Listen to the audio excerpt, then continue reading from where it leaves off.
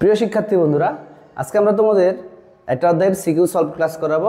সেই অধ্যায়টা হচ্ছে তোমাদের জীববিজ্ঞান বইয়ের জীবকোষ ও টিস্যু এই অধ্যায়টা। তো এই অধ্যায়ের সিকিউ সলভ ক্লাসগুলো আমরা প্রথমে টাইপ ভিত্তিক পড়ব, যেখানে টাইপ 1 আমরা মাইটোকন্ড্রিয়া এবং প্লাস্টিডকে রাখছি। আমি যদি তোমাদের সাথে দুই চারটা কথা বলি, প্রথম কথা হচ্ছে যে এই যে আমাদের জীবকোষ ও টিস্যু, জীবকোষ ও টিস্যু এই অধ্যায়ে যদি আমরা সাজেশন দেখি, মানে কোন টপিকটা থেকে প্রশ্ন আসে, প্রথমে হচ্ছে আমাদের 1 নম্বর পয়েন্ট আছে কি কোষ প্রাচীর নিয়ে প্রশ্ন আসে। কি কোষ প্রাচীর প্রশ্ন আসতে পারে, কোষ প্রাচীরের গঠন বর্ণনা করো। 2 নম্বরে সাইটোপ্লাজমীয় অঙ্গাণু থেকে, সাইটোপ্লাজমীয় অঙ্গাণু, এবং সাইটোপ্লাজমীয় অঙ্গাণুর মধ্যে কোনটা কোনটা পড়তে হবে। প্রথম যেটা পড়তে হবে সেটা হচ্ছে আমাদের মাইটোকন্ড্রিয়া,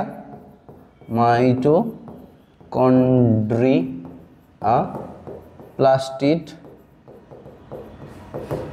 সেন্ট্রিওল, আর সাথে গোলজি বস্তুটা পড়ে নিতে পারো, গোলজি বস্তু। ঠিক আছে, এবার আমাদের 3 নাম্বার যেটা আসে সেটা নিউক্লিয়াস থেকে প্রশ্ন আসতে পারে। নিউক্লিয়াস প্লাস ক্রোমোজোম, নিউক্লিয়াসের সাথে ক্রোমোসোম। ঠিক আছে, এরপরে আমরা আসবো এই যে টিস্যুতে আমাদের বেশিরভাগ প্রশ্ন আসে পেশি টিস্যু, তারপর হচ্ছে আমাদের কি স্নায়ু টিস্যু এখান থেকে, এবং 5 নাম্বার যদি আমরা বলি উদ্ভিদ টিস্যু। এই 5টা টপিক তোমাকে পড়তে হবে। এই 5টা টপিক যদি তুমি ভালো করে পড়ে যাও, এখানকার সকল সৃজনশীল প্রশ্ন তুমি অবশ্যই কমন পাবা। ঠিক আছে, তো এখন আমরা টাইপ ভিত্তিক প্রশ্নগুলো পড়ার ট্রাই করি। প্রথমে আমরা আসলাম সাইটোপ্লাজমিক অঙ্গাণুর মধ্যে, কোথায়? মাইটোকন্ড্রিয়া এবং প্লাস্টিড।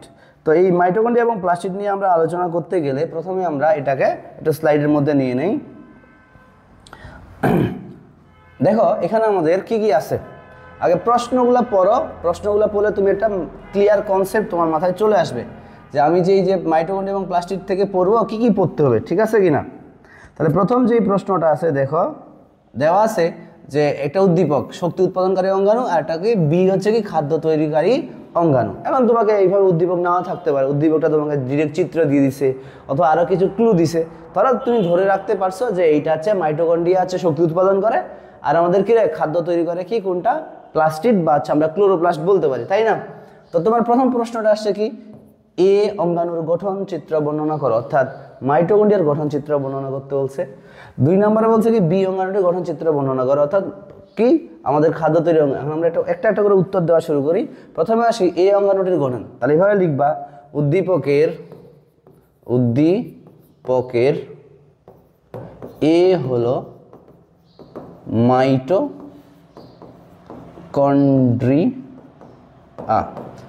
নিচে মাইটোকন্ড্রিয়ার গঠন বর্ণনা করা, নিচে মাইটোকন্ড্রিয়ার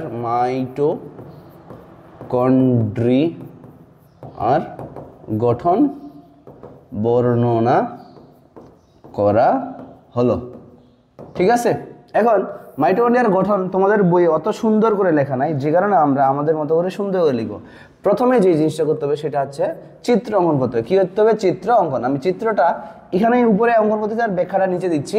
তো তোমরা এইভাবে কী করবা, প্রথমে মাইটোকন্ড্রিয়ার গঠন, যে মাইটোকন্ড্রিয়া 2 স্তর বিশিষ্ট আবরণে আবৃত, যারা বাইরের স্তরটি মসৃণ এবং ভিতরের স্তরটা কী হয়েছে বিভিন্ন দিকে ভাঁজ হয়ে গেছে, এরকম করে বিভিন্ন দিকে কী গেছে ভাঁজ হয়ে গেছে, এরকম করে আমরা মাইটোকন্ড্রিয়ার গঠন অঙ্কন করতেছি। ঠিক আছে, এটা হচ্ছে বহিঃঝিল্লি, আর এটা হচ্ছে কি অন্তঃঝিল্লি। ঠিক আছে, অন্তঃঝিল্লি। তাহলে তুমি 1 নম্বর পয়েন্টে আবরণের ব্যাখ্যাটা দাও। আবরণ যে মাইটোকন্ড্রিয়া 2 স্তর বিশিষ্ট আবরণে আবৃত, মাইটোকন্ড্রিয়া 2 স্তর বিশিষ্ট আবরণে আবৃত। ঠিক আছে, এবারে 2 নম্বর পয়েন্টটা দিবা কি, দেখো কৃষ্টি। কি দিবা? কৃষ্টি। তুমি বলবা যে এদের যে ভিতরের স্তরটা আছে না, এই ভিতরের স্তরটা বিভিন্ন দিকে ভাঁজ হয়ে গিয়ে অত আঙ্গুলের মতো অভিক্ষেপ তৈরি করছে, যাদেরকে আমরা কি বলতেছি? ক্রিস্টি। এটাও ক্রিস্টি, এটাও ক্রিস্টি, প্রত্যেকটাই ক্রিস্টি। তাহলে কি হলো? মাইটোকন্ড্রিয়ার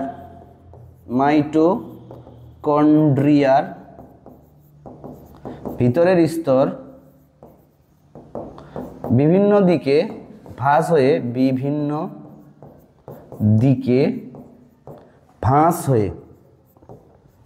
হয়ে যে যে আঙ্গুলের মতো অভিক্ষেপ তৈরি করে, আঙ্গুলের মতো অভিক্ষেপ তৈরি করে তাকে আমরা কি বলতেছি? তাকে ক্রিস্টি বলে। কি বলে? ক্রিস্টি বলে। ওকে, এবার আমরা 3 নাম্বার যে জিনিসটা বলবো সেটা হচ্ছে ম্যাট্রিক্স। কি বলবো? ম্যাট্রিক্স। বলবো মাইটোকন্ড্রিয়ার অন্তঃপ্রকোষ্ঠে কতগুলা দানাদার উপাদান থাকে, এই দানাদার উপাদানকে আমরা কি বলতেছি? ম্যাট্রিক্স। তোমরা খাতায় এইভাবে ডট ডট করে পেন্সিল দিয়ে অঙ্কন করবা, ঠিক আছে? এটার নাম হচ্ছে কি? ম্যাট্রিক্স। ঠিক আছে, 3 নম্বর পয়েন্ট আমরা কি লিখলাম? ম্যাট্রিক্স। যে মাইটোকন্ড্রিয়ায়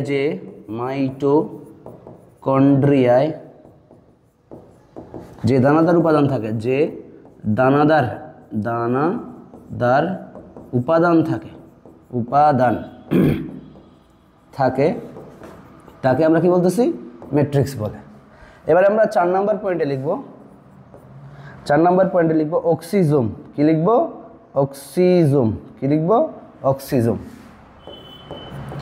অক্সিজোম বা জোম, যেটাই বলো, ঠিক আছে?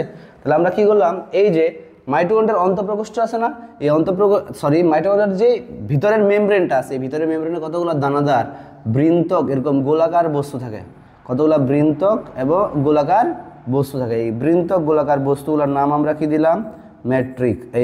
অক্সিজোম। এই বৃন্তক গোলাকার বস্তুগুলোর নাম দিলাম কি আমরা? অক্সিজোম। ঠিক আছে, এটার নাম কি?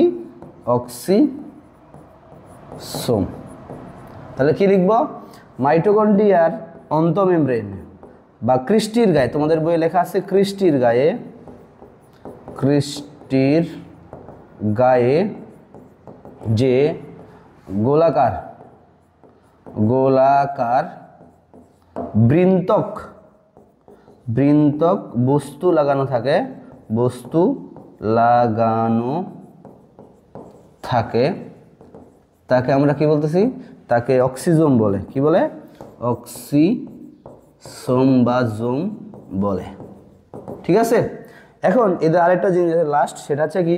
এদের নিজস্ব একটা বৃত্তাকার ডিএনএ থাকে এবং কিছু মুক্ত রাইবোজোম থাকে। এটা হচ্ছে ডিএনএ, এটা হচ্ছে কি?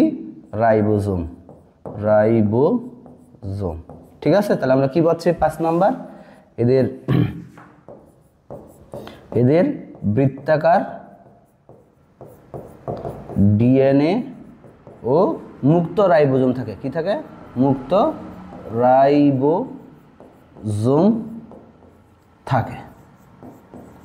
ঠিক আছে, পরীক্ষায় ভালো মার্ক পাইতে গেলে তোমাকে অবশ্যই এইভাবে লিখতে হবে। ঠিক আছে, কারণ এখন গরু রচনা লিখলে চলবে না। তোমরা 9-10-এ উঠছো, এসএসসি পরীক্ষা দেবে, এখন যদি তুমি গরু রচনা তোমার বই যেভাবে 1 বা 2 লাইন করে লেখা আছে এইভাবে লিখলে চলবে না, তোমাকে সুন্দর করে লিখতে হবে। এই জন্য তোমরা কি করবা? প্রথমে চিত্র অঙ্কন করবা। ঠিক আছে, চিত্র অঙ্কন করে এভাবে পয়েন্ট করে তার ব্যাখ্যাগুলা দিবা। ঠিক আছে, এইভাবে তোমরা লিখবা। ওকে, তাহলে আমরা মাইটোকন্ড্রিয়ার গঠন কি করলাম? শেষ করে ফেললাম। এবার আসি আমরা বি অঙ্গাণুটির গঠন, অর্থাৎ ক্লোরোপ্লাস্টের গঠন। তাহলে আমরা আসি কি? ওই সেম আগের মতোই 2 নম্বর প্রশ্নের উত্তর কি? উদ্দীপকের বি অঙ্গাণুটি হলো কি? ক্লোরোপ্লাস্ট। খাদ্য তৈরি করে যেহেতু ক্লোরোপ্লাস্ট। ঠিক আছে, তাহলে এখানে নিচে ক্লোরোপ্লাস্টের গঠন বর্ণনা করা হলো। সেমভাবে তুমি কি করবা? ক্লোরোপ্লাস্টের আগে চিত্র অঙ্কন করবা। এটার প্রথমে যে চিত্রটা আমরা একটু সাইডে আঁকি, তাহলে এদিকে বর্ণনাটা লিখতে পারবো। এই যে দেখো, ক্লোরোপ্লাস্ট দেখতে লেন্সের মতো। কার মতো? লেন্সের মতো। এটাও 2 স্তর বিশিষ্ট আবরণে আবৃত। কয় স্তর বিশিষ্ট আবরণে আবৃত? 2 স্তর বিশিষ্ট আবরণে আবৃত। আগের মতো এটা কি রে? বহিঃঝিল্লি। আর এটা হচ্ছে আমাদের কি? অন্তঃঝিল্লি। ঠিক আছে, এখন বলছে যে তাহলে আমরা 1 নম্বর পয়েন্টে কি লিখবো? আবরণ। আবরণ কি? যে আমাদের ক্লোরোপ্লাস্ট দুই স্তর বিশিষ্ট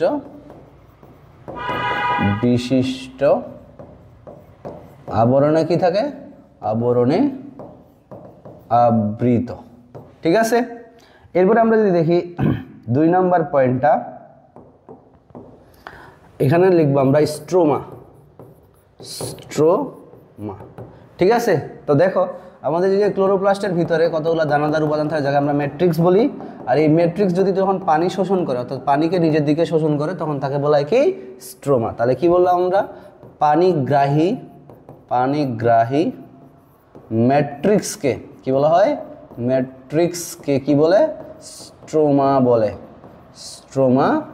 বলে। 3 নম্বর পয়েন্টে দিব আমরা থাইলাকয়েড। কি দিব? থাইলাকয়েড। ঠিক আছে, বা এটাকে বলা হচ্ছে গ্রানাম চাকতি। ঠিক আছে, তোমরা এভাবে লিখবা যে ক্লোরোপ্লাস্টের উপরে ভাসমান কতগুলো থলির মতো অঙ্গ থাকে। এই থলির মতো অংশগুলোকে আমরা কি বলতেছি? থাইলাকয়েড বা গ্রানাম চাকতি। তাহলে কি বললাম? স্ট্রোমাতে ভাসমান থলির মতো অংশকে কি বলা হয়? অংশকে থাইলাকয়েড বলে।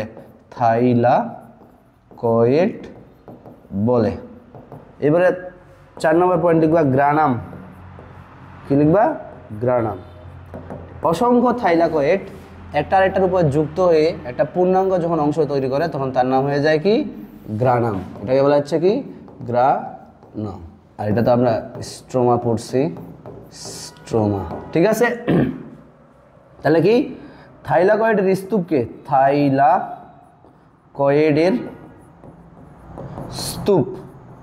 স্তূপকে কি বলা হয়? গ্রানাম বলে।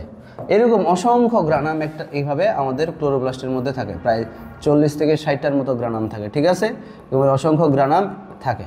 এই গ্রানামগুলা এই অবস্থান করে। ঠিক আছে কি না? এই গ্রানাম তুমি 3-4টা আঁকে দিলা। এই গ্রানামগুলো এবার কি বলছে? পরস্পরের সাথে একটা নালীর মতো অংশ দ্বারা যুক্ত থাকে। এই গ্রানামগুলো পরস্পরের সাথে একটা নালী দ্বারা যুক্ত থাকে। আর এই নালীটার নাম হচ্ছে গ্রানাম ল্যামেলাম, বা অনেকে এটাকে স্ট্রোমা ল্যামেলামও বলে। ঠিক আছে, তাহলে কি বললাম? 5 নম্বরে গ্রানাম ল্যামেলাম।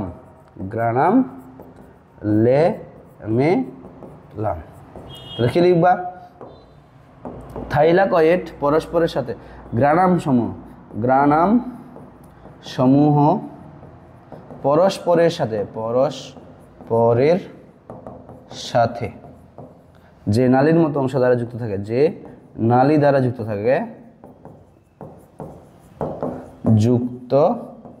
থাকে তাকে আমরা কি বলতেছি? স্ট্রোমা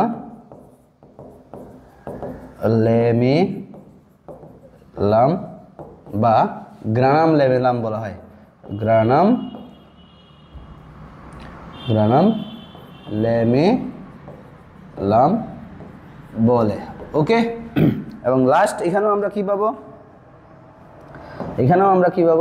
আমরা পাবো হচ্ছে কি? বৃত্তাকার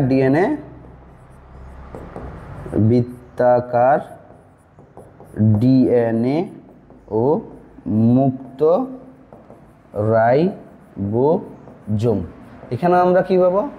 যে কোনো একটা জায়গায় তুমি বৃত্তাকার ডিএনএ আঁকলা এবং কিছু মুক্ত রাইবোজোম। তাহলে এটা হলো কি? ডিএনএ, আর এটা হচ্ছে কি? রাইবোজোম।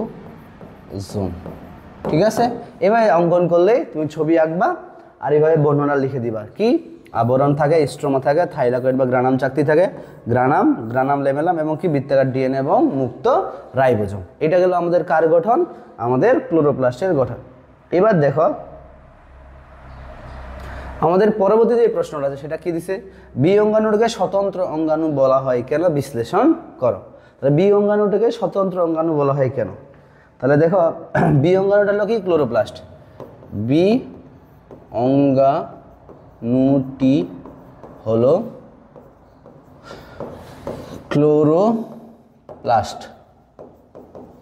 ক্লোরোপ্লাস্ট। আর একে স্বতন্ত্র অঙ্গাণু বলা হয় কেন? একে তন্ত্র অঙ্গাণু বলা হয় কেন? অঙ্গাণু বলা হয় কারণ, এখন এই জিনিসটা একটু বুঝো, এটাকে স্বতন্ত্র অঙ্গাণু বলা হচ্ছে কেন? স্বতন্ত্র অঙ্গাণু বলার কারণ দেখো, স্বতন্ত্র শব্দটা থেকে জায়গায় স্বতন্ত্র মানে আমি কারো অধীনে না। তো একটা কোষের মধ্যে যদি আমরা চিন্তা করি, এই কোষের মধ্যে আমাদের কোষ গহ্বর, নিউক্লিয়াস এবং ধরো এখানে আমাদের ক্লোরোপ্লাস্ট আছে, তাই কি না? ক্লোরোপ্লাস্ট আছে, ঠিক আছে। এই ক্লোরোপ্লাস্টকে আমরা কি বলতেছি? স্বতন্ত্র অঙ্গাণু বলতেছি। কেন এটাকে স্বতন্ত্র অঙ্গাণু বলতেছি?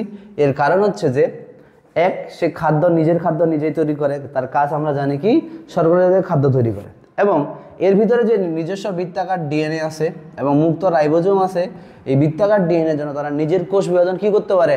নিজেই করতে পারে। যেহেতু কোষ বিভাজন, খাদ্য বা অন্যান্য জিনিসের জন্য সে অন্য কারোর উপর নির্ভর করে না, এজন্য তাকে কি বলা হচ্ছে? স্বতন্ত্র অঙ্গাণু বলা হচ্ছে। এটা সুন্দর করে তোমাকে একটু লিখে দিতে হবে। এখানে আমি যদি পুরোটাই লিখে যাই তাহলে আমার ক্লাস কমপক্ষে 10 ঘন্টার হবে, তো এতগুলো লিখবো না, যেটা লেখার দরকার পড়বে সেটাই শুধুমাত্র লিখবো। তাহলে আমরা কি বললাম?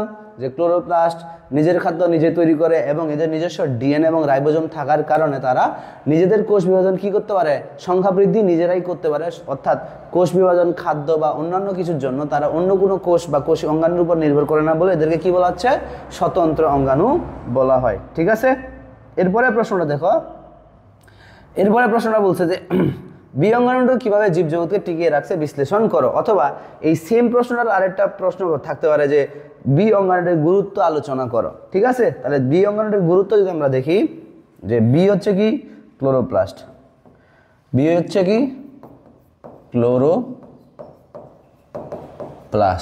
তাহলে আমরা যদি ক্লোরোপ্লাস্টের গুরুত্ব দেখি, তাহলে দেখো 1 নম্বরে যে গুরুত্ব আছে উদ্ভিদের খাদ্য তৈরি, উদ্ভিদের খাদ্য তৈরি। আমরা জানি কি উদ্ভিদ, এটা যদি একটা উদ্ভিদ হয়, উদ্ভিদ তার সবুজ অংশে অর্থাৎ পাতায় সূর্যালোকের সাহায্যে এবং ক্লোরোফিলের সাহায্যে কার্বন ডাই অক্সাইড এবং পানিকে ব্যবহার করে কি করে? C6H12O6 অর্থাৎ শর্করা জাতীয় খাদ্য তৈরি করে, ঠিক আছে কি না? তাহলে উদ্ভিদ তার নিজের জন্য কি করতেছে? খাদ্য তৈরি করতেছে। আর এই খাদ্য তৈরিটা কোথায় হচ্ছে? ক্লোরোপ্লাস্টে। এই জন্য তুমি এখানে লিখে দিবা উদ্ভিদের খাদ্য তৈরি, যে উদ্ভিদ সবুজ ক্লোরোপ্লাস্টের মধ্যে সূর্যালোক এবং ক্লোরোফিলকে ব্যবহার করে কার্বন ডাইঅক্সাইড এবং পানিকে সাথে বিক্রিয়া করে কি করে? শর্করা জাতীয় খাদ্য তৈরি করে। 2 নম্বর পয়েন্টটা লিখবা প্রাণীর জন্য খাদ্য তৈরি, প্রাণীর জন্য খাদ্য তৈরি, ঠিক আছে। তাহলে উদ্ভিদ তার খাদ্য থেকে যতটুকু শক্তি প্রয়োজন সেটাকে ব্যবহার করে বাকি শক্তিটাকে তার মূল কাণ্ড পাতায় কি করে? সঞ্চয় করে রাখে। আর এই মূল কাণ্ড পাতাকে খেয়ে কারা? অন্যান্য প্রাণী যারা উদ্ভিদের উপর নির্ভরশীল তারা জীবনযাপন করে। এই জন্য আমরা মনে রাখবো এটা হচ্ছে কি উদ্ভিদের জন্য খাদ্য তৈরি। 3 নম্বর যে পয়েন্ট আছে সেটা হচ্ছে কি, আমরা একটা বলবো পরিবেশের ভারসাম্য রক্ষা করে। কি করে? ভারসাম্য রক্ষা করে। পরিবেশের ভারসাম্য রক্ষা করে। আর পরিবেশের ভারসাম্য রক্ষা করে কিভাবে? দেখো এখানে যে আমাদের প্রক্রিয়াটা যে সালোক সংশ্লেষণ, সেটা কি হলো? কার্বন ডাই অক্সাইড এবং পানি এটা ব্যবহার করলো আলো এবং হচ্ছে কি ক্লোরোফিল, এবং সেখান থেকে হলো C6H12O6 প্লাস অক্সিজেন প্লাস পানি, মানে উপজাত হিসেবে অক্সিজেন উৎপন্ন হয়েছে। তাহলে দেখো আমরা যে শ্বাস প্রশ্বাস নিচ্ছি এর মধ্যে অক্সিজেন প্রয়োজন, এবং বেশিরভাগ ক্ষেত্রে আমরা কি কার্বন ডাইঅক্সাইড ত্যাগ করি, এবং কার্বন ডাইঅক্সাইডের পরিমাণ যদি পরিবেশে বেশি হয়ে যায় তাহলে গ্রিন হাউস ইফেক্ট হবে, অর্থাৎ পরিবেশের তাপমাত্রা বেড়ে যাবে। পরিবেশের তাপমাত্রা বাড়ে গেলে তোমার কি মরু অঞ্চলের বরফ গলে যাবে, মরু অঞ্চলের বরফ গলে গেলে প্রশান্ত মহাসাগরের কি হবে? জলের পৃষ্ঠের উচ্চতা বাড়ে যাবে, নিম্নভূমি ডুবে যাবে। তার মানে কি পরিবেশের বিভিন্ন বিপর্যয় হবে। কিন্তু দেখো উদ্ভিদ কি করতেছে? সালোক সংশ্লেষণের প্রক্রিয়া সেই কার্বন ডাই অক্সাইডটাকে গ্রহণ করতেছে এবং আমাদের যে শ্বসনের জন্য প্রয়োজনীয় অক্সিজেন সেটাকে কি করতেছে? ত্যাগ করতেছে। এই যে কার্বন ডাই অক্সাইডটাকে গ্রহণ করে তারা পরিবেশের কি করতেছে? কার্বন ডাই অক্সাইড এবং অক্সিজেন এটা ব্যালেন্স বা ভারসাম্য বজায় রাখতেছে। ওকে, তো অনেক সময় শুধুমাত্র এই 3 নাম্বার পয়েন্টটা দিয়ে প্রশ্ন আসে, তখন তুমি একটু বিস্তারিত লিখবা। আর যখন ক্লোরোপ্লাস্টের গুরুত্ব হবে তখন একটু বলবা যে সালোক সংশ্লেষণ প্রক্রিয়ায় কার্বন ডাই অক্সাইড ব্যবহৃত হয় এবং এর বিনিময়ে আমরা কি পাই? বিক্রিয়া শেষে আমরা অক্সিজেন পাই। অর্থাৎ এভাবেই তারা পরিবেশে কার্বন ডাই অক্সাইড এবং অক্সিজেনের ভারসাম্য বজায় রাখে। বাট যখন এটাই একটা সৃজনশীল প্রশ্ন আসবে পরিবেশের ভারসাম্য রক্ষায় ক্লোরোপ্লাস্টের ভূমিকা বর্ণনা করো, তখন তুমি একটু বিস্তারিত আলোচনা করবা যে ক্লোরোপ্লাস্ট সালোক সংশ্লেষণ প্রক্রিয়ায় কার্বন ডাইঅক্সাইড গ্রহণ করে এবং অক্সিজেন ত্যাগ করে। বিক্রিয়াটাকে লেখা দেওয়া, তারপরে বলবো যে কার্বন ডাইঅক্সাইড যদি গৃহীত না হইতো তাহলে পরিবেশে কার্বন ডাইঅক্সাইড, ওই যে বললাম এই কথাগুলো বারবার করে লিখলেই তুমি মনে করো যে ফুল মার্ক পাবা। 3 নাম্বার গেল। 4 নাম্বার পয়েন্ট হচ্ছে কোথায়? মানব সভ্যতায়। মানব সভ্যতায়। আর মানব সভ্যতায় কি কি গুরুত্ব রাখতেছে? এই যে আমরা আসবাবপত্র, কাঠ, চেয়ার, টেবিল, বাসা সবকিছু বানানোর জন্য কি পাই? কাঠ থেকে পাই। এই কাঠগুলো কই থেকে আসে? গাছ থেকে। আর গাছ বেশি আছে ক্লোরোপ্লাস্টের জন্য। তারপর যদি আমি বলি খাতা লিখতেছো, কাগজ, বই, এগুলো কই থেকে বানানো হয়? গাছ থেকে। তাহলে গাছ থেকে বানাচ্ছ, গাছ কই কিসের জন্য টিকে আছে? ক্লোরোপ্লাস্টের জন্য। আবার তুমি হচ্ছে গাড়ি টাড়ি চালাচ্ছ, যে টায়ার আছে না, টায়ারটা রাবার দিয়ে বানানো হয়। রাবার কই থেকে পাই? গাছ থেকে। সো এবার মানব সভ্যতায় 2-4টা ব্যাখ্যা দিবা। এবং 5 নম্বর জ্বালানি শিল্পে, জ্বালানি প্রদান। এবং 6 নাম্বার লিখতে পারো ঔষধ শিল্পে। কি? ঔষধ শিল্পে। ঠিক আছে, এই 6টা পয়েন্ট তুমি 1 লাইন 2 লাইন করে বলে দিবে। তাহলে ক্লোরোপ্লাস্টের কি হলো? গুরুত্ব অথবা মানব জীবনে ক্লোরোপ্লাস্টের ভূমিকা আলোচনা করা হয়ে গেল। ঠিক আছে, তাহলে দেখো আমাদের এখানে যে যে প্রশ্নটা পড়া হচ্ছে সেটা দেখো। আমরা কি কি পড়লাম?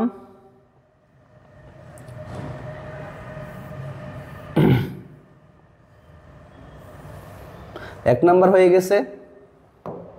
তারপর আমাদের 2 নাম্বার হয়ে গেছে বিঅঙ্গাণুটির গঠন।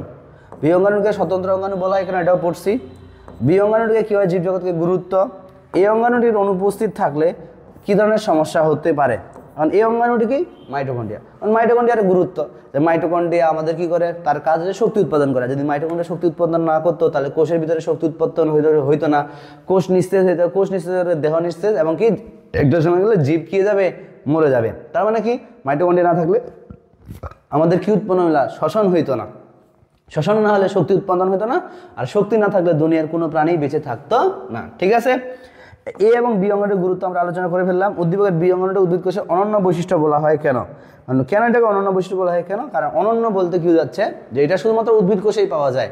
ক্লোরোপ্লাস্ট উদ্ভিদ কোষ ছাড়া আর কোথাও পাওয়া যায় না। ঠিক আছে, শেষ। দেখো, উদ্ভিদের শক্তির জন্য এ এবং বি এর মধ্যে কাজ পরস্পর সম্পর্কযুক্ত বিশ্লেষণ করো। শক্তির জন্য এখন দেখো আমরা এইভাবে লিখতে পারি, এটা এমনিতেই বুঝা দিচ্ছি। দেখো, কার্বন ডাইঅক্সাইড প্লাস পানি বিক্রিয়া করে C6H12O6 প্লাস অক্সিজেন প্লাস পানি উৎপন্ন হইল, তাই না? আবার এই শর্করা জাতীয় খাদ্যটা C6H12O6 এটা আবার অক্সিজেন দ্বারা জারিত হয়ে কি করে? কার্বন ডাইঅক্সাইড প্লাস পানি প্লাস কি তৈরি করে? এটিপি বা শক্তি উৎপাদন করে, তাই না? তো মাথায় রাখতে হবে যে আমাদের এ বি দুইটাই কাজ সম্পর্কযুক্ত। কেন? কারণ এ হচ্ছে কি মাইটোকন্ড্রিয়া, যে কিনা শক্তি উৎপাদন করে, আর বি হচ্ছে আমাদের ক্লোরোপ্লাস্ট। এখন মনে রাখবা যে আমাদের শক্তির মূল উৎস হচ্ছে কি? সূর্য। কারণ সূর্য থেকে যদি ক্লোরোপ্লাস্ট আলো এবং ক্লোরোফিল ব্যবহার করে এই শর্করা জাতীয় খাদ্য তৈরি না হইতো তাহলে কি মাইটোকন্ড্রিয়া আমাদের কি ওই শর্করা জাতীয় খাদ্য থেকে শক্তি উৎপাদন করে? না। তার মানে কি? সূর্যের আলোকে ব্যবহার করে, সূর্য থেকে শক্তি গ্রহণ করে প্রথমে ক্লোরোপ্লাস্ট এই সৌরশক্তিটাকে রাসায়নিক শক্তিতে রূপান্তরিত করে, গ্লুকোজে পরিণত করে, এবং সেই গ্লুকোজকে মাইটোকন্ড্রিয়া জারিত করে কি করে? শক্তিতে পরিণত করে। এই জন্য বলা যায় যে উদ্ভিদের শক্তির জন্য এ এবং বি দুইটার কাজ কি? পরস্পর সম্পর্কযুক্ত। কারণ শক্তি উৎপাদনে এ বি এর মধ্যে কোনটির ভূমিকা বেশি জানো? মাইটোকন্ড্রিয়া। এবং উদ্দীপকের বি এর প্রকারভেদ। কারণ বি এর প্রকারভেদ আমরা জানি, বি বলতে বুঝাইছে খাদ্য তৈরি অঙ্গাণুটা হচ্ছে কি? প্লাস্টিড। প্লাস্টিড 3 প্রকার: লিউকোপ্লাস্ট, ক্রোমোপ্লাস্ট আর ক্লোরোপ্লাস্ট। এই 3টা সুন্দর করে তুমি ব্যাখ্যা করে দিবে, তাহলে আমাদের টাইপ 1 শেষ। তাহলে আমাদের টাইপ 1 এর প্রশ্নগুলো শেষ। মাইটোকন্ড্রিয়া এবং ক্লোরোপ্লাস্ট থেকে যা ধরনের প্রশ্ন আসবে সেটা বেশি পড়ে ফেললাম।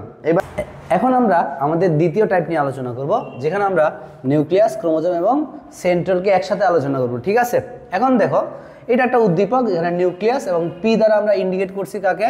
পি দ্বারা ইন্ডিকেট করছি আমরা ক্রোমোজোমকে। ঠিক আছে, আর এটা হচ্ছে সেন্ট্রিওল। এ হচ্ছে নিউক্লিয়াস, বি হচ্ছে সেন্ট্রিওল, পি হচ্ছে আমাদের ক্রোমোজোম। ঠিক আছে, প্রথমে বলছি এই অঙ্গাণুটির গঠন চিত্র সহ বর্ণনা করো। এই অঙ্গাণুটির গঠন চিত্র সহ অর্থাৎ নিউক্লিয়াসের চিত্র সহ গঠন বর্ণনা করতে হবে। পি এর গঠন চিত্র সহ অর্থাৎ ক্রোমোজোমের গঠন বর্ণনা করতে হবে। বি এর গঠন চিত্র অর্থাৎ সেন্ট্রিওল। এবং পি চিহ্নিত অঙ্গাণুতে পুরুষানুক্রমে বংশের বৈশিষ্ট্য বহন করে গুরুত্বপূর্ণ ভূমিকা পালন রাখে। বি অঙ্গাণুটির অনুপস্থিতিতে জীবদের কি কি সমস্যা হতে পারে, এ এর বিভাজনে বি এর ভূমিকা আলোচনা করো। তো এই সমস্ত প্রশ্নগুলোর উত্তর আমরা এখন একটা একটা করে দেওয়ার ট্রাই করি, ঠিক আছে? তো দেখো প্রথমে আমরা যে জিনিসটা আসতে সেটা হচ্ছে কি আমাদের, দেখো প্রথম প্রশ্নটা কি আছে, প্রথম প্রশ্ন বলছে যে এ অঙ্গাণুটির গঠন, তাহলে বলতে পারি উদ্দীপকের এ অঙ্গাণুটি হলো নিউক্লিয়াস। কি নিউক্লিয়াস, মানে এই নিউক্লিয়াসের গঠন যদি আমরা বললাম, তাহলে প্রথমে আমরা কি করব, চিত্র। প্রথমে 1 নম্বরে আমরা লিখব আবরণ, কি আবরণ বা নিউক্লিয়ার মেমব্রেন। এটাকে আবরণ না বলে আমরা কি বলি, নিউক্লিয়ার মেমব্রেন, নিউক্লিয়ার মেমব্রেন, ঠিক আছে? তো আমি ছবি আঁকলাম এরকম করে, নিউক্লিয়াসের কি আঁকলাম, ছবি অঙ্কন করলাম। এই নিউক্লিয়াসের বাইরে আমাদের 2 স্তর বিশিষ্ট একটা কি থাকে, আবরণ থাকে, যে আবরণটা মাঝে মধ্যে মিলিত হয়ে একটা ছিদ্র তৈরি করে, এর নাম হচ্ছে নিউক্লিয়ার মেমব্রেন। নিউক্লিয়ার মেমব্রেনে কি থাকে, একটা ছিদ্র থাকে, নিউক্লিয়ার রন্ধ্র বলা হয়। কি বলা হয়, রন্ধ্র, ঠিক আছে, নিউক্লিয়ার রন্ধ্র। এবার 2 নম্বর আমরা লিখব কি নিউক্লিওপ্লাজম।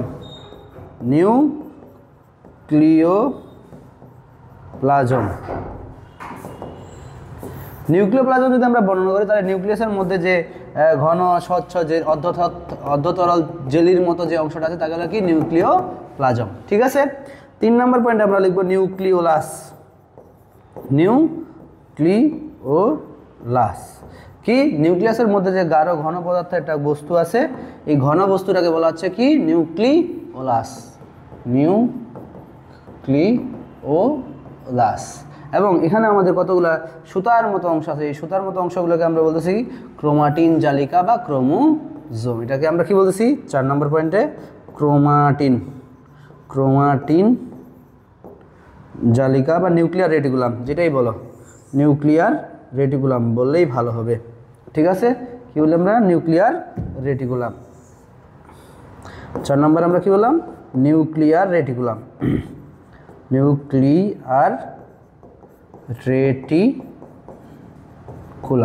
ঠিক আছে, নিউক্লিয়ার রেটিকুলাম। তাহলে রেটিকুলাম, এখানে আমাদের বর্ণনা আমি লিখে দিলাম না, কারণ এটা অনেক ইজি একটা বর্ণনা, তোমরা সুতরাং ছবি আঁকবা আর এই 4টা পয়েন্ট লিখে সুন্দর করে বর্ণনা করে দিবা।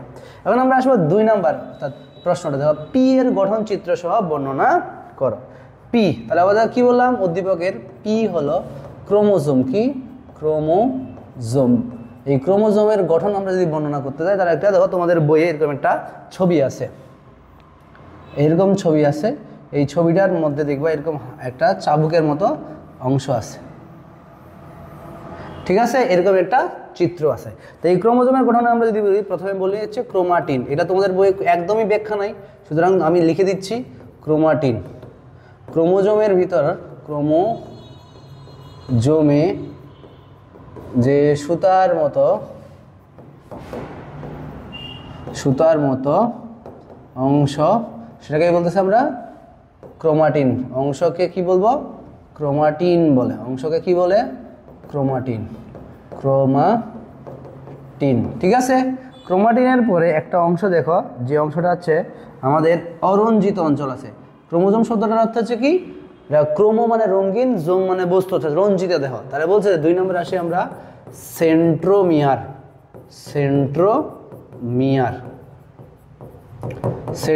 তাহলে ক্রোমোজোমের একটা অরঞ্জিত অঞ্চল আছে, আর এই অরঞ্জিত অঞ্চলটাকে বলা হয় সেন্ট্রোমিয়ার। ঠিক আছে? তাহলে কি বললাম, ক্রোমোজোমের অরঞ্জিত অঞ্চলকে, ক্রোমোজোমের অরঞ্জিত অঞ্চলকে কি বলা হয়, সেন্ট্রোমিয়ার বলে। সেন্ট্রোমিয়ার বলে, ঠিক আছে? এবারে 2 নম্বর, আর সেন্ট্রোমিয়ার এটার নাম হচ্ছে মুখ্য কুঞ্চন। এটার একটা নাম কি, মুখ্য কুঞ্চন। ঠিক আছে, মুখ্য কুঞ্চন। এরপরে আমরা আসি কি, সেন্ট্রোমিয়ার বাহু। কি আসি, মনে রাখবা সেন্ট্রোমিয়ার থেকে 2 দিকের যে ক্রোমোজোমাল অংশটাকেই বলতেছি আমরা কি, বাহু, এটাকে কি বলতেছি আমরা? বাহু। তাহলে কি হলাম? সেন্ট্রোমিয়ার হতে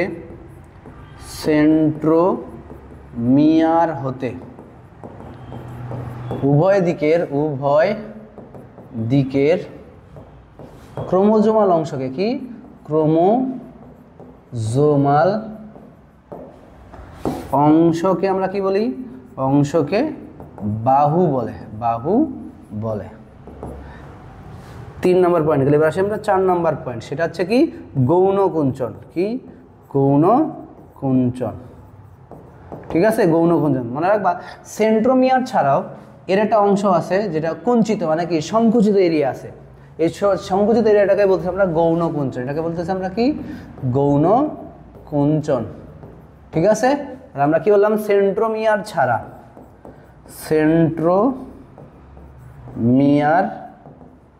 ছাড়া ক্রোমোজোমের সংকুচিত এরিয়াকে সংকুচিত অঞ্চলকে কি বলা আছে? গৌণ কুঞ্চন বলে। লাস্ট আমরা কি পাচ্ছি? স্যাটেলাইট। কি হবো?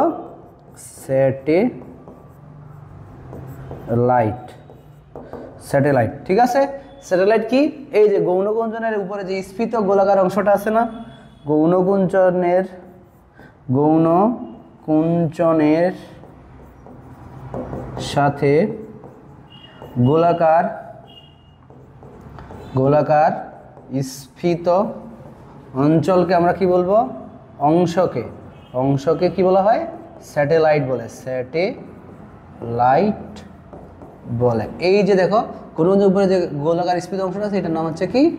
স্যাটেলাইট।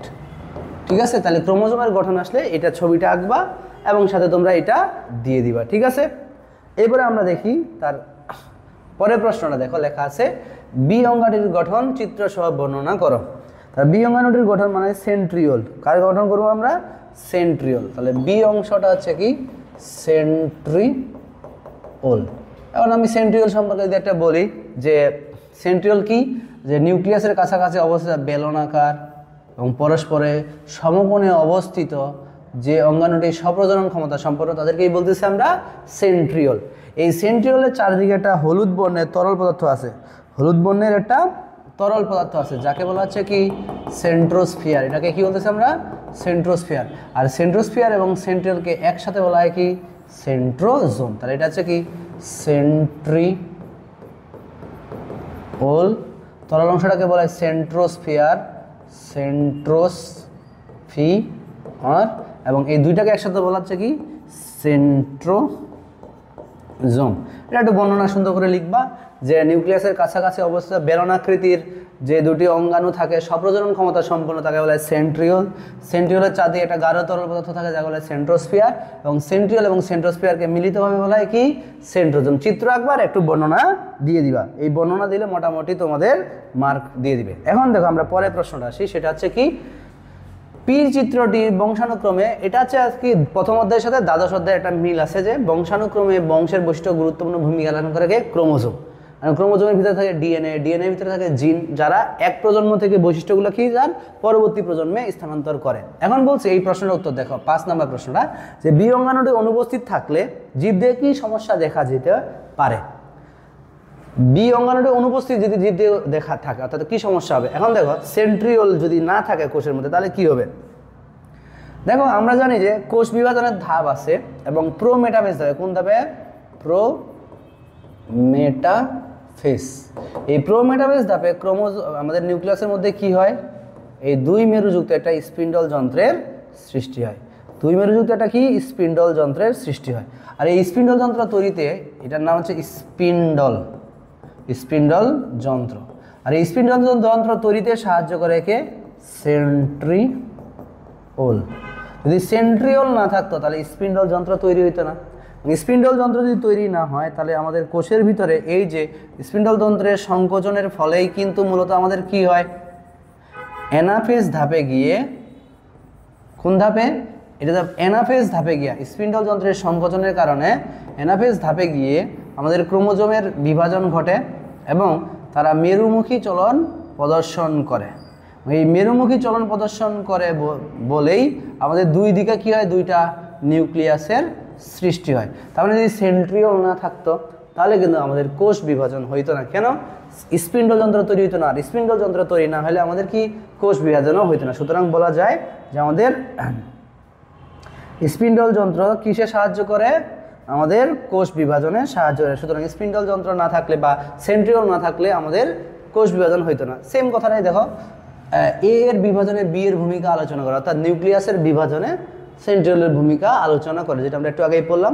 আর উদ্দীপকের অঙ্গাণুটির সমস্ত, এ অঙ্গাণুটি এখানে লেখা হয় নাই, এ অঙ্গাণুটি অঙ্গাণু কোষের সমস্ত ক্রিয়া বিক্রিয়াকে নিয়ন্ত্রণ করে, বিশ্লেষণ করে। তাহলে এটা হচ্ছে কি নিউক্লিয়াস। আমরা জানি কি নিউক্লিয়াস আমাদের শরীরের যাবতীয় কাজকর্ম, সবগুলো কাজকর্মকে নিয়ন্ত্রণ করে। এই জন্য কিন্তু নিউক্লিয়াস আরেকটা নাম কি? কোষের মস্তিষ্ক বা প্রাণকেন্দ্র বলা হয়।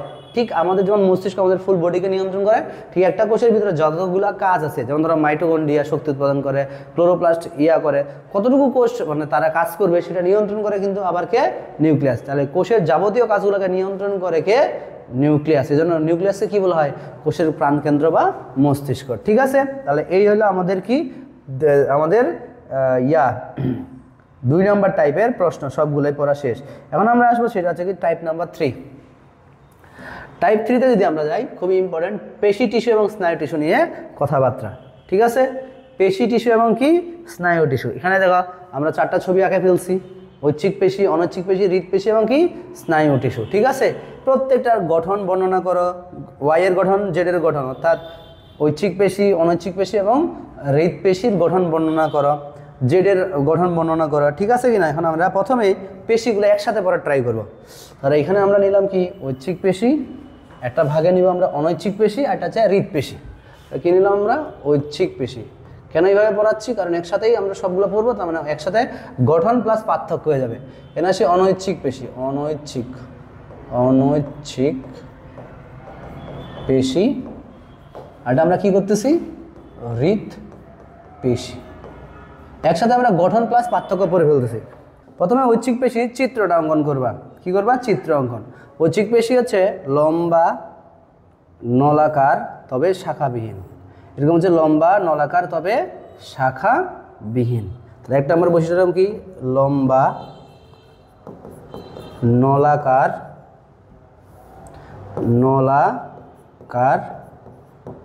শাখাবিহীন। ঠিক আছে। 2 নম্বর যে বৈশিষ্ট্য পড়বো, এদের আড়াআড়ি ডোরা কাটা দাগ থাকে। এদের কি থাকে? আড়াআড়ি ডোরা কাটা দাগ থাকে। এদের কি থাকে? আড়াআড়ি ডোরা কাটা দাগ থাকে। তাহলে কি বললাম? এদের আড়াআড়ি ডোরা কাটা দাগ থাকে। ঠিক আছে, ডোরা কাটা দাগ থাকে। এই জন্য এদের কি বলা হয়? ডোরা কাটা যুক্ত পেশি। ঠিক আছে, বা অমসৃণ পেশি। 3 নম্বর মনে রাখবা, প্রত্যেকটা কোষের কেন্দ্রে একটা করে নিউক্লিয়াস থাকে। কয়টা করে নিউক্লিয়াস? প্রত্যেকটা কোষে একটা করে নিউক্লিয়াস থাকে। 3, প্রতি কোষে একটা না একাধিক নিউক্লিয়াস থাকে। এখানে কি থাকবে? একাধিক নিউক্লিয়াস থাকবে। কি থাকবে? একাধিক নিউক্লিয়াস, প্রায় শতাধিক। প্রতি কোষে একাধিক নিউক্লিয়াস বিদ্যমান। ঠিক আছে। এদের দেখো, এদের যে আবরণটা আছে না, এই আবরণটার নাম হচ্ছে সার্কোলেমা। এটার নাম হচ্ছে কি? সার্কোলেমা।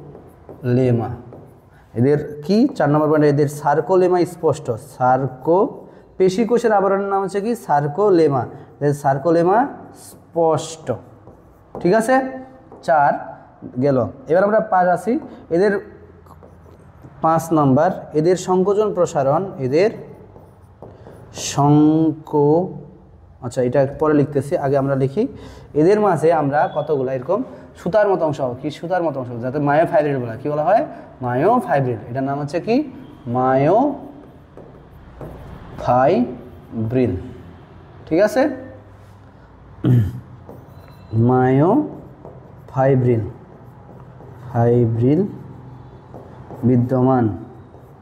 ঠিক আছে, এবং এদের সংকোচন প্রসারণ প্রাণীর ইচ্ছাধীন। এদের সংকোচন প্রসারণ কি? 6 নাম্বার সংকোচন সংকোচন ও প্রসারণ প্রাণীর ইচ্ছাধীন, প্রাণীর ইচ্ছাধীন, অর্থাৎ এই যে ইচ্ছা অনুযায়ী আমরা সংকোচন প্রসারণ করতে পারি, তাই এদেরকে বলা হচ্ছে কি ঐচ্ছিক পেশি। ঠিক আছে, ঐচ্ছিক পেশির গঠন তাহলে কি লম্বা নলাকার শাখাবিহীন, এদের আড়াআড়ি ডোরাকাটা দাগ থাকে বলে এদের আরেকটা নাম কি অমসৃণ পেশি, প্রতি কোষে একাধিক নিউক্লিয়াস বিদ্যমান এবং সার্কোলেমা স্পষ্ট, মায়োফাইব্রিল বিদ্যমান এবং সংকোচন প্রসারণ কি প্রাণীর ইচ্ছাধীন। এদের অনৈচ্ছিক পেশি মনে রাখবা, অনৈচ্ছিক পেশিগুলো দেখতে মাকু আকৃতির, অর্থাৎ দুই প্রান্ত সরু আর মাঝখানটা হচ্ছে একটু কি মোটা। ধর 1 নম্বর আমরা কি করলাম, এদের দেহটা হচ্ছে পেশিগুলো মাকু আকৃতির, আকৃতির মাকু আকৃতির। 2 ডোরা কাটা দাগ থাকে না, কি থাকে না, ডোরা কাটা দাগ থাকে না, এই জন্য এটার আরেকটা নাম হচ্ছে মসৃণ পেশি। 3 নম্বর যদি আমরা যাই সেটাতে একটা নিউক্লিয়াস বিদ্যমান, কি এদের কোষে কোষে একটি নিউক্লিয়াস বিদ্যমান, কয়টা, একটি নিউক্লিয়াস বিদ্যমান। ঠিক আছে, 4 নম্বর পয়েন্টটা যদি দেখি, যে সার্কোলেমা অস্পষ্ট, সার্কোলেমা অস্পষ্ট, এটা হচ্ছে কি নিউক্লিয়াস, নিউক্লিয়াস। তাহলে সার্কোলেমা অস্পষ্ট, সার্কোলেমা অস্পষ্ট, ঠিক আছে, অস্পষ্ট। 5 নম্বর পয়েন্টে যদি আমরা যাই সেখানে হচ্ছে কি এদেরও মায়োফাইব্রিল থাকে, এদেরও মায়োফাইব্রিল থাকে, মায়োফাইব্রিল, মায়োফাইব্রিল, ঠিক আছে। আর এদের সংকোচন প্রসারণ প্রাণীর ইচ্ছাধীন নয়, এদের সংকোচন সংকোচন প্রসারণ প্রাণীর ইচ্ছাধীন নয়, প্রাণীর ইচ্ছাধীন নয়, ইচ্ছাধীন নয়, ঠিক আছে। এবার আসলে হৃদপেশি, এবার হৃদপেশিতে চলে যাচ্ছি। হৃদপেশি কি মনে রাখবা, হৃদপেশি দেখতে হলে এটা ঐচ্ছিক পেশির মতো, তবে নলাকার শাখাযুক্ত, এটা হচ্ছে কি নলাকার শাখাযুক্ত, হৃদপেশি দেখতে নলাকার শাখাযুক্ত। তাহলে 1 নম্বর পয়েন্ট আমরা কি করলাম, নলাকার শাখাযুক্ত, ঠিক আছে। 2 নম্বর ডোরা কাটা দাগ থাকে, ডোরা কাটা দাগ থাকে। 3 নম্বর পয়েন্ট আমরা আসতেছি, এদেরও প্রতি কোষে একটা করে নিউক্লিয়াস বিদ্যমান, কয়টা করে, প্রতি কোষে একটা, প্রতি কোষে একটি নিউক্লিয়াস থাকে, নিউক্লিয়াস থাকে, ঠিক আছে। 4 নাম্বার সার্কোলেমা, এদেরও অস্পষ্ট, সার্কোলেমা অস্পষ্ট, ঠিক আছে। 5 নম্বর একটা বিশেষ বিষয়, এদের ইন্টারক্যালেটেড ডিস্ক থাকে, এদের ইন্টারক্যালেটেড ডিস্ক থাকে, ইন্টারক্যালেটেড ডিস্ক থাকে এবং এদের সংকোচন প্রসারণ, এদের সংকোচন প্রসারণ, সংকোচন প্রসারণ প্রাণীর ইচ্ছাধীন নয়, প্রসারণ প্রাণীর ইচ্ছাধীন নয়, প্রাণীর ইচ্ছাধীন নয়, ঠিক আছে। তাহলে এখন যদি পরীক্ষায় আসে গঠন, ঐচ্ছিক পেশির গঠন, তাহলে ছবি আঁকে ব্যাখ্যা দিবা, অনৈচ্ছিক পেশির গঠন ছবি আঁকে ব্যাখ্যা দিবা, হৃদপেশির গঠন ছবি আঁকে ব্যাখ্যা দিবা। আর যদি পার্থক্য আসে তাহলে এভাবে লিখবা, লম্বা নলাকার, মাকু আকৃতির, এদের এভাবে আমরা একসাথেই পার্থক্য প্লাস কি গঠন পড়ে ফেললাম, ঠিক আছে। এই যে দেখো একটা প্রশ্ন আছে যে এক্স এর গঠন মানে ঐচ্ছিক পেশির গঠন, ওয়াই এর গঠন মানে অনৈচ্ছিক পেশির গঠন, জেড এর গঠন মানে কি আমরা হৃদপেশির, সরি উল্টা হয়ে গেছে, এটা হৃদপেশি, এটা হচ্ছে আমাদের কি ঐচ্ছিক পেশি, অনৈচ্ছিক পেশি এটা হচ্ছে কি ঐচ্ছিক পেশি। তো যাই হোক আমরা একসাথে পড়ে ফেলছি। উদ্দীপক এক্স এবং জেড এর মধ্যে অধিক কোনটা কার্যকর, এক্স হচ্ছে হৃদপেশি আর জেড হচ্ছে কি ঐচ্ছিক পেশি, বলো তো কোনটা বেশি কার্যকর তোমার শরীরের জন্য? অবশ্যই হৃদপেশি, কারণ হৃদপেশির সংকোচন প্রসারণ হয় বলেই আমাদের সারা শরীরে কি হয়, রক্ত সঞ্চালন হয়, আর রক্ত সঞ্চালন হয় বলে আমরা বেঁচে থাকি, আর রক্ত সঞ্চালন বন্ধ হয়ে গেলে 3 মিনিটের মধ্যে তুমি কি হবা, মারা যাবে। অর্থাৎ উদ্দীপক এক্স এবং ওয়াই এর মধ্যে তোমার জন্য এক্সটা হচ্ছে কি মানে হৃদপেশিটা অধিক কার্যকর। উদ্দীপকে এক্স ওয়াই, ওয়াই জেড এবং জেড এক্স এর মধ্যে পার্থক্য, তো আমি লিখে ফেলছি আগেই, জেড এর গাঠনিকভাবে এক্স এর মতো হলেও বার্ষিক গঠন, এটা বার্ষিক গঠনে কার্যিক গঠনে ভিন্নতা দেখা যায়, মনে রাখবা। হৃদপেশিতে তো একটা ঐচ্ছিক পেশির মতোই, কিন্তু তাদের কাজ কি অবশ্যই ভিন্ন। ঠিক আছে, এখন আমরা আসি পি এর গঠন, স্নায়ু টিস্যু। তাহলে আমরা এখন আসি কি পি এর গঠন। তাহলে স্নায়ু টিস্যুর গঠন, স্নায়ু তন্ত্রের কার্যকরী একক কোনটা? কার্যকরী একক হলো হচ্ছে আমাদের নিউরন। কি? নিউরন। নিচে আমরা নিউরনের গঠন বর্ণনা করি। নিউরনের গঠনে দেহ দুইটা দিবা, একটা হচ্ছে কি কোষ দেহ, কোষ দেহ, আর 2 নম্বর হচ্ছে প্রলম্বিত অংশ, প্রলম্বিত অংশ। যদি আমরা এটার অধ্যায় আরেকটা অধ্যায় নিয়ে আলোচনা করব, তো আমরা দেখি কোষ দেহ, এখানে আই লাভ ইউ এরকম করে দিবা, সব জায়গায় ইউ ইউ, এরপরে প্রত্যেকটা ইউ থেকে এরকম করে কতগুলা বাড়াই দিবা। ঠিক আছে, এই যে এটার নাম হচ্ছে কি, এখানে একটা নিউক্লিয়াস থাকে, এটার নাম হচ্ছে কোষ দেহ। এটার নাম হচ্ছে কি কোষ দেহ। কোষ দেহ থেকে দুইটা জিনিস নির্গত হয়েছে বা বাইরে প্রক্ষেপিত হয়েছে, এটাকে বলা হয়, ছোটগুলোকে বলা হয় ডেনড্রন, আর বড়টার নাম হচ্ছে কি এক্সন। ঠিক আছে, এক্সনের শেষ প্রান্তটা আবার কতগুলো শাখায় বিভক্ত হয়। ঠিক আছে, এখন এই এক্সনের উপর একটা কি থাকে, আবরণ থাকে, যার নাম হচ্ছে মায়োলিন শীথ। এটার নাম কি? মায়োলিন শীথ। এর নাম কি? মায়োলিন শীথ। আর মাঝে মাঝে মায়োলিন শীথ গঠিত হয় না যে অংশটাকে, সেখানে বলি আমরা রেনভিয়ারের পর্ব। কি? রেনভিয়ারের পর্ব। তাহলে এখানে তুমি কোষ দেহতে লিখবা যে কোষ দেহ, এখানে কি থাকে, নিউক্লিয়াস, মাইটোকন্ড্রিয়া সব কিছু থাকে, তো সেন্ট্রিওল থাকে না। এবং কোষ দেহ থেকে উৎক্ষেপিত বস্তুগুলোকে বলা হচ্ছে আমরা কি প্রলম্বিত অংশ। প্রলম্বিত অংশ কয় প্রকার? 2 প্রকার, একটা হচ্ছে ডেনড্রন আর এটা হচ্ছে কি এক্সন। এবার বলবা যে কোষ দেহ থেকে উদ্গত ছোট ছোট শাখান্বিত অংশগুলোকে বলা হচ্ছে ডেনড্রন, এবং ডেনড্রনের শাখাকে বলা হয় ডেনড্রাইট। আর এক্সন হচ্ছে কি কোষ দেহ থেকে উৎক্ষেপিত লম্বা একটা অংশকে বলা হচ্ছে এক্সন, এবং এই এক্সনের মধ্যে শেষের দিকে যে অনেকগুলো শাখায় বিভক্ত হয় তাকে টার্মিনাল নব বলা হয়, এবং এক্সনের উপরে একটা আবরণ থাকে যার নাম মায়োলিন শীথ। আর যেখানে মায়োলিন শীথ গঠিত হয় না তাকেই বলতেছি আমরা কি রেনভিয়ারের পর্ব। শেষ। এখন আমরা একটু পরে আসি। দেখো এখানে আরো কিছু প্রশ্ন আছে যে মানবদেহের বিভিন্ন অঙ্গের মধ্যে সমন্বয় সাধনের চিত্র পি এর ভূমিকা আলোচনা করো। উদ্দীপকের জেট, আচ্ছা এটা পারবো। এখানে দেখো উদ্দীপকের জেট দ্বারা নির্দেশিত অঙ্গের মাধ্যমে রক্ত সঞ্চালন হয়, মানে জেট দ্বারা নির্দেশিত, এখানে জেট না, এটা হবে এক্স, এটা আছে হৃৎপেশি। ঠিক আছে, সরি একটু ভুল হয়েছে, তো তোমরা একটু দেখে নিবা। যাই হোক, আমরা একটা জিনিস বলে রাখি, সেখানে হচ্ছে কি এইটার একটা গুরুত্ব আছে যে পি এর যদি সমস্যা হয় তাহলে আমাদের শরীরে কী কী প্রবলেম হবে। তো স্নায়ু টিস্যু যদি আমাদের সমস্যা হয়, আমরা বিভিন্ন জিনিসের সাথে সমন্বয় করতে পারবো না, আমাদের বিভিন্ন অনুভূতি থাকবে না, যেমন টাচ, তারপরে খিদা, চোখে দেখা, এগুলো অনুভূতি থাকবে না, তাহলে এগুলো একটু ব্যাখ্যা করে দিতে হবে। ঠিক আছে, বইয়ে সুন্দর করে দেওয়া আছে। এবার আসি লাস্ট আমাদের টাইপ 4 জটিল টিস্যু, যেটা জাইলেম এবং ফ্লোয়েম নিয়ে আমরা আলোচনা করব। ঠিক আছে, এখানে একসাথে অনেকগুলো আছে, জাইলেম ফ্লোয়েম না অনেক। প্রথমে এ হচ্ছে ট্রাকিট, বি হচ্ছে শিবকোষ, সি হচ্ছে কোষ প্রাচীর, ডি প্যারেনকাইমা কোষ, ই হচ্ছে কোলেনকাইমা কোষ, আর এ হচ্ছে স্ক্লেরেনকাইমা কোষ। ঠিক আছে, এখানে একটা আমি ট্রাই করছি সব উদ্দীপকগুলোকে মিলাই একটা টাইপ বানানোর। ঠিক আছে কিনা, এই জন্য সবগুলো একসাথে। দেখো চিত্র এ এর বৈশিষ্ট্য বর্ণনা করো। চিত্র এ তার মানে ট্রাকিটের বৈশিষ্ট্য। উদ্দীপকের বিভিন্ন উপাদান পরিবহনে এ এবং বি এর ভূমিকা বিশ্লেষণ করো। তোমরা সবাই জানো, এগুলো আসলে এখন বলার কিছু নাই। এটাতে একটা গাছ হয়, গাছ কি করে, সালোক সংশ্লেষণ প্রক্রিয়ায় পাতায় কার্বন ডাইঅক্সাইড এবং অক্সিজেনকে ব্যবহার করে কি তৈরি করে, আমাদের C6H12O6 সর্বজাতীয় খাদ্য। এখন এই কার্বন ডাইঅক্সাইডটা সে পত্ররন্ধ্রের মাধ্যমে নিচ্ছে, কিন্তু পানি পরিবহন করে কে? এই পানি কিন্তু তার মুখ নেই যে হাঁ করে আছে, বৃষ্টি পানি মুখ দিয়ে পড়ে গেল। ঠিক আছে, তো এই পানিটা সে কোথায় থেকে, মূল থেকে শোষণ করে। এই মূল থেকে শোষণ করে পানি, মনে রাখবা পানির এমনি নাম হচ্ছে জল। জল পরিবহন করে যেটা হচ্ছে কি জাইলেম।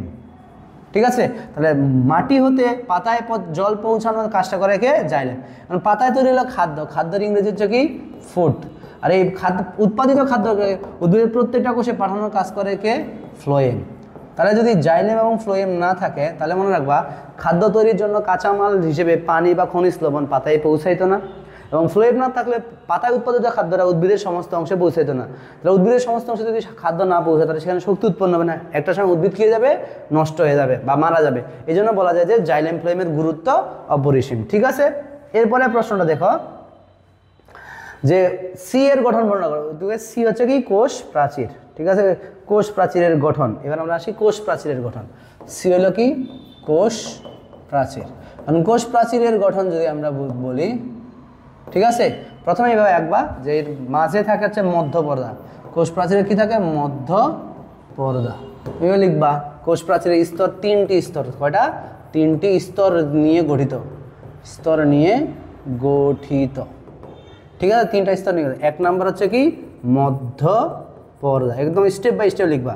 তাহলে দেখো গোলজি বস্তু থেকে আসা পেকটিন, গোলজি বস্তু থেকে আসা পেকটিন ও সাইটোপ্লাজম থেকে আসা, সাইটোপ্লাজম হতে আসা ফ্র্যাগমোপ্লাস্ট মিলিতভাবে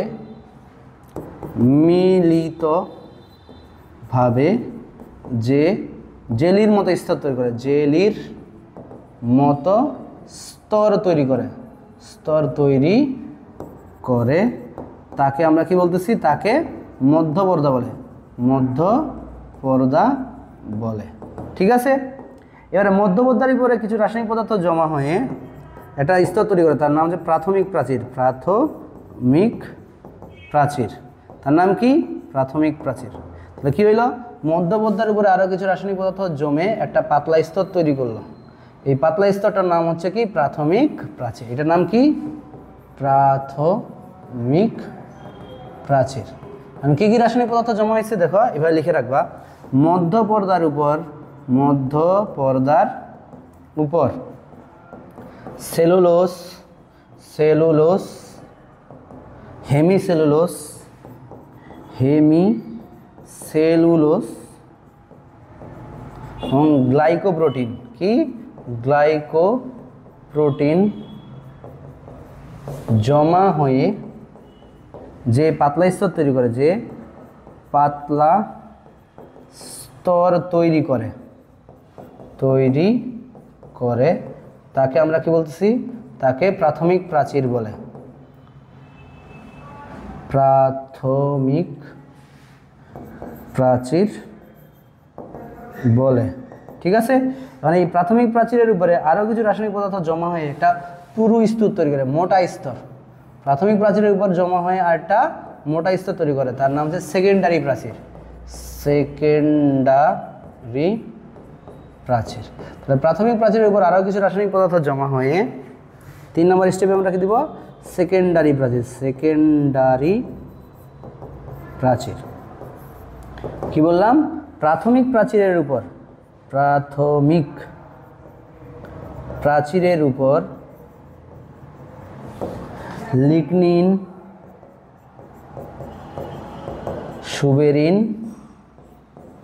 সুবেরিন এবং মোম জমা হয়ে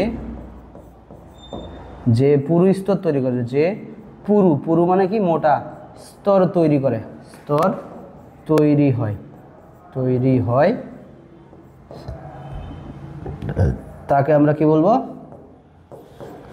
সেকেন্ডারি প্রাচীর বলে, সেকেন্ডারি প্রাচীর বলে।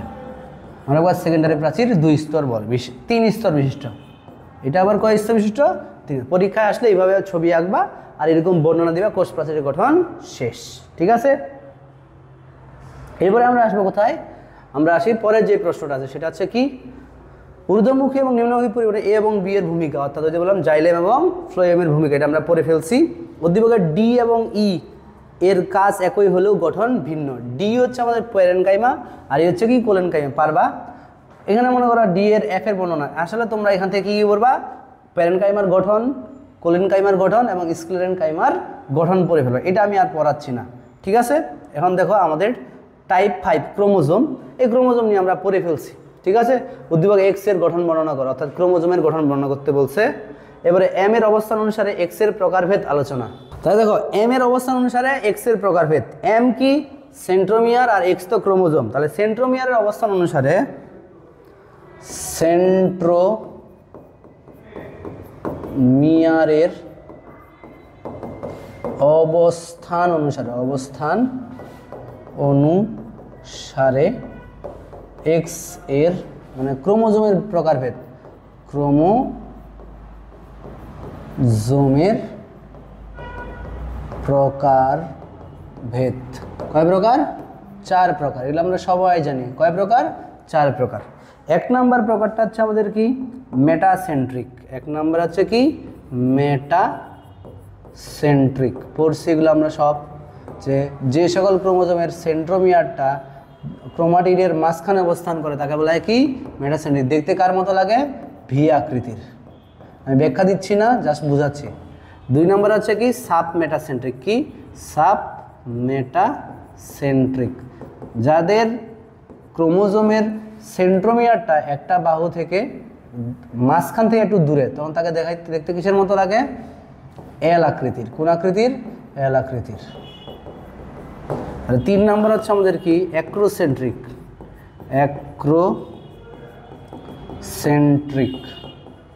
অ্যাক্রোসেন্ট্রিকটা হচ্ছে একদম প্রান্তের কাছাকাছি, তখন দেখতে অনেকটা কিসের লাগে? যে আকৃতির মনে হয়। এবং 4 নম্বর হচ্ছে কি টেলোসেন্ট্রিক। যে সকল ক্রোমোজোমের সেন্ট্রোমিয়ারটা একদম প্রান্তে থাকে তাদেরকে দেখতে আইয়ের মতো লাগে, তাকেই বলতেছে আমরা কি টেলোসেন্ট্রিক। এইভাবে ব্যাখ্যা দিবা, ব্যাখ্যা দিলেই শেষ। আমাদের মোটামুটি সব ধরনের টাইপ পড়া শেষ। এখন তোমাদের 2-4টা আমরা বোর্ড পরীক্ষার কোশ্চেন রাখা দিয়েছি, যেমন ধরো যশোর বোর্ড 2024 নিটামে প্রাপ্ত জটিল টিস্যু। নিটামে কোনটা পাওয়া যায়? আমাদের ভেসেল। এটা নিয়ে একটু ব্যাখ্যা করে দিবা। ওয়াই একজন ডেন্ড্রাইট সমৃদ্ধ একটা কোষ, মানে হচ্ছে একজন ডেন্ড্রাইট সমৃদ্ধ স্নায়ু কোষ না? উল্লেখিত ওয়াই বিভিন্ন অঙ্গের সমন্বয় সাধনে গুরুত্বপূর্ণ ভূমিকা পালন করে, বিশ্লেষণ করে, যেটা আমরা আগেই পড়ে ফেলছি। দেখো চট্টগ্রাম বোর্ড 2024, এটা মাইটোকন্ড্রিয়া, এটা হচ্ছে আমাদের কি ক্লোরোপ্লাস্ট। চিত্র এক্স এর গঠন অর্থাৎ মাইটোকন্ড্রিয়ার গঠন। আর উদ্ভিদের জীবনে ওয়াই এর গুরুত্ব আমরা ক্লোরোপ্লাস্টের গুরুত্ব পড়ে ফেলছি না স্টেপ বাই স্টেপ? উদ্ভিদের খাদ্য তৈরি, প্রাণীর খাদ্য তৈরি ভাবে পড়ে ফেলছি। দেখো বরিশাল বোর্ড, এখানে 3টা উদ্দীপক আছে। ট্রাকিট, এটা হচ্ছে সিপ্লেট, আর এটা হচ্ছে কি আমাদের রক্তকণিকা। মানবদেহ উদ্দীপকের সি এর উপাদানগুলোর কাজ বর্ণনা করে, রক্তকণিকার উপাদানগুলোর কাজ বর্ণনা করবে, এটা 4র্থ অধ্যায়ে পড়বো। আর উদ্ভিদের বিভিন্ন উপাদান পরিবহনের উদ্দীপকে এ এবং ভূমিকা বি এর, এ হচ্ছে জটিলটি জাইলেম আর বি হচ্ছে কি ফ্লোয়েম। ওই যে একটা আগে বললাম জাইলেম খাদ্য তৈরির জন্য প্রয়োজনীয় কাঁচামাল এবং পুষ্টি উপাদান মাটি থেকে পাতায় পরিবহন করে, এবং পাতায় উৎপাদিত খাদ্যগুলোকে ফ্লোয়েম কি করে? সারা দেহে পরিবহন করে। সুতরাং বলা যায় যে পরিবহনের ভূমিকা অপরিসীম। ময়মনসিংহ বোর্ড 2024, রফিক এবং শফিক মাইক্রোস্কোপের সাহায্যে উদ্ভিদ কোষ পর্যবেক্ষণ করছিল। রফিক একটি গোলাকার অঙ্গাণু সুতার মতো কিছু দেখতে পাইলেন, এবং শফিক ডিম্বাকৃতির একটা অঙ্গাণু দেখতে পেলেন। একটি শক্তি সরবরাহ করে আর অন্যটিকে খাদ্য প্রস্তুত করে। তাহলে খাদ্য প্রস্তুত করে কোনটা? ক্লোরোপ্লাস্ট। আর শক্তি সরবরাহ করে কোনটা? মাইটোকন্ড্রিয়া। রফিক যে উপাদানটি পর্যবেক্ষণ করেছেন তার চিত্র বর্ণনা করে। রফিক কোনটা দেখছে? আমাদের গোলাকার অঙ্গাণুটা সুতার মতো দেখতে পাইলেন, ঠিক আছে? তাহলে এটা কি? খাদ্য, ক্লোরোপ্লাস্টের গঠন। আর উদ্দীপকের শফিকের দেখা অঙ্গাণুটি দুটি কীভাবে শক্তি সরবরাহ করে বিশ্লেষণ করো। তাহলে এটা পড়াইছিলাম না? একজন খাদ্য তৈরি করে আর একজন খাদ্যকে ভেঙে শক্তিতে পরিণত করে, পড়াই ফেলছি। দেখো ঢাকা বোর্ড 2023, প্রাণীদের বিশেষ এক ধরনের টিস্যু রয়েছে যা পরিবেশে উদ্দীপনা গ্রহণ করে এবং তা বিশ্লেষণের মাধ্যমে পেশি কোষকে কাজের নির্দেশ দেয় এবং স্মৃতি সংরক্ষণ। তাহলে এটা কি স্নায়ু টিস্যু না? উদ্দীপকের উল্লেখিত টিস্যুর গঠন চিত্র অর্থাৎ স্নায়ু টিস্যুর গঠন, নিউরনের গঠন। প্রাণীদেহের সচল এবং কর্মক্ষম রক্তে উদ্ভিদের টিস্যুর ভূমিকা অপরিহার্য, পড়াই ফেলছি, পড়ে ফেলবা। রাজশাহী বোর্ড 2023, আকার আকৃতি গঠনে অভিন্ন উদ্ভিদ টিস্যু। অভিন্ন উদ্ভিদ আকার আকৃতিতে কোনটা? সরল টিস্যু, কারণ সরল টিস্যুর আকার আকৃতি কি থাকে? সেম। সরল টিস্যু কয় প্রকার? 3 প্রকার, প্যারেনকাইমা, কোলেনকাইমা এবং কি স্ক্লেরেনকাইমা। দেখো উদ্দীপকে বি টিস্যুর গঠন চিত্র সহ বর্ণনা, অর্থাৎ কোলেনকাইমার গঠন চিত্র তুমি বর্ণনা করো। আমি তোমাকে বলছিলাম প্যারেনকাইমা, কোলেনকাইমা, স্ক্লেরেনকাইমার গঠনটা পড়ে ফেলতে হবে। এবং উদ্ভিদের জীবের এ বি সি এর গুরুত্ব, অর্থাৎ প্যারেনকাইমার কাজ, কোলেনকাইমার কাজ এবং হচ্ছে কি স্ক্লেরেনকাইমার কাজগুলো বর্ণনা করে দিয়ে দিবা। চট্টগ্রাম বোর্ড 2023, বিথি অনুবীক্ষণ যন্ত্রে 2টি কোষ অঙ্গাণু পর্যবেক্ষণ করলেও এর মধ্যে প্রথমটি বংশগতি উপাদান বহন করে গোলাকার অঙ্গাণু অর্থাৎ নিউক্লিয়াস, দ্বিতীয়টি গ্রানাম চক্র বহনকারী অঙ্গাণু মানে কি ক্লোরোপ্লাস্ট। দেখো উদ্দীপকের প্রথম অঙ্গাণুটির বংশগতি উপাদান সর্ববর্গায়ী অংশের গঠন বর্ণনা করো। তাহলে উদ্দীপকের প্রথম অঙ্গাণুটির বংশগতীয় উপাদান বহনকারী অংশের, অর্থাৎ শুধুমাত্র তোমাকে ক্রোমোজোমের গঠন বর্ণনা করতে বলছে, নট নিউক্লিয়াস। কিন্তু ভালো করে প্রশ্ন বুঝতে হবে। আর পরিবেশের ভারসাম্য রক্ষায় উদ্দীপকের দ্বিতীয় অঙ্গাণুটির ভূমিকা, অর্থাৎ ওই যে কার্বন ডাইঅক্সাইড এবং অক্সিজেনের ভারসাম্য রক্ষা করে, ঠিক আছে? লাস্ট প্রশ্ন মনে হয় আমাদের, এই আরও অনেক প্রশ্ন আছে বাট আমরা এগুলোই তুলছি। নিচের চিত্রগুলো লক্ষ্য করে, মাইটোকন্ড্রিয়া, প্লাস্টিড বা ক্লোরোপ্লাস্ট, আর হচ্ছে কি সেন্ট্রিওল। উদ্দীপকের সি এর গঠন মানে সেন্ট্রালের গঠন আমরা আগেই পড়ে ফেলছি, এবং চিত্র এ এবং বি এর মধ্যে খাদ্য তৈরিতে কোনটির ভূমিকা বেশি? অবশ্যই বি এর ভূমিকা বেশি। সো এই যাচ্ছে আমাদের ওভারঅল। তুমি যদি টাইপ ভালো করে পড়ো তোমার সব বোর্ড কোশ্চিন কী হবে? সলভ হয়ে যাবে। আশা করি তোমাদের জন্য অনেক উপকার হবে ক্লাসটা। যারা এই ক্লাসে নতুন তারা অবশ্যই আমাদের চ্যানেলটা সাবস্ক্রাইব করবা এবং তোমাদের যত ফ্রেন্ড আছে তাদের কাছে শেয়ার করে দিবা। ধন্যবাদ সবাইকে।